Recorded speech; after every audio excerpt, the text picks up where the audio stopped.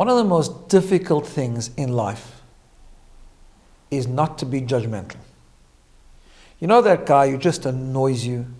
The person who all you notice is the bad things they do? How difficult is it to really look at the person in a positive light? So hard. It's so difficult to fulfill that which it says in Pirkei Avot, the ethics of the fathers, judge everyone favorably. One of the strategies perhaps comes from this week's Parsha.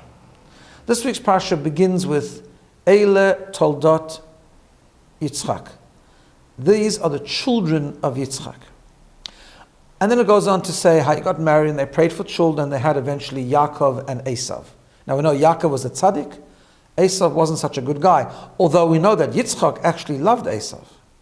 Now the hint to all of this is that in a Rashi, in a comment that a commentator Rashi makes at the very beginning of the Parsha.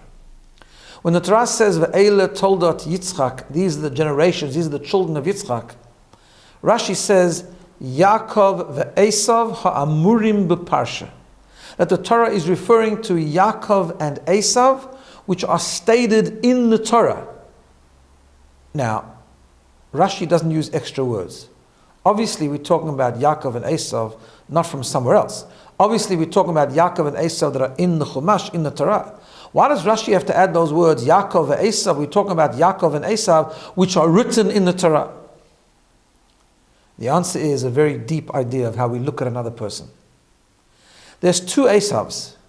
There's the external Esav, the Esav who is evil, the Esav who did such terrible things, and then there's the Esav in the Torah. There's the core essence of Esav. There's the potential of Esav. There's where Esav comes from and what he could have turned out to be. The deeper Esav, the hidden Esav. The Esav that's recorded in the Torah is not the Esav that is living on the ground. Rashi tells us that Ve'ele Toldot, what are the children of Yitzchak, the true children? When Yitzchak had children, he looked at both of them, not how they behaved, but how they were in essence. He looked at them how they are stated in the Torah. Yaakov ve'Esav ha'amurim b'parsha. Now that's even when it comes to Esav, who ended up being really evil. But when it comes to our own children, our own friends, our own relatives, our own spouse, our own close people, who are not really evil, that just do things which we find annoying sometimes. This is what we have to learn. We have to look beyond the exterior. We have to look beyond the surface, beyond the external, and look at each person how they really are. When we look at another person, we look at a child, we look at a close person, see them, see their soul, see them for what they really are, see them as they are connected to spirituality, to the Torah, Yaakov Esav ha'amurim b'parsha. When we start to look at that person differently, we look at that person in that light, that's one of the ways that it becomes so much easier to judge people favorably, to look at a person in a whole different way than we're used to looking at just the exterior, just the superficial.